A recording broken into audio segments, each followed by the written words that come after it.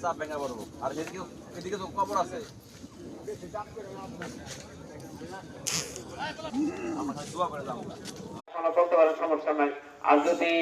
পরে বলেন সমস্যা নাই আমরা বাইরে এটা চেষ্টা করবো দেওয়ার জন্য আসসালামু আলাইকুম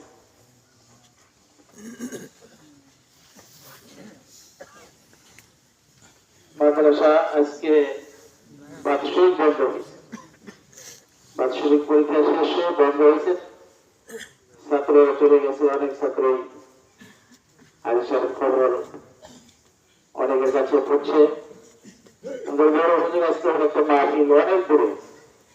সেই পদ্মার উপর অনেক দূরে মাহফিলটা হুজুরের সাথে সাথে শুনছি খবর বারবার আমাকে ফোন করতেছে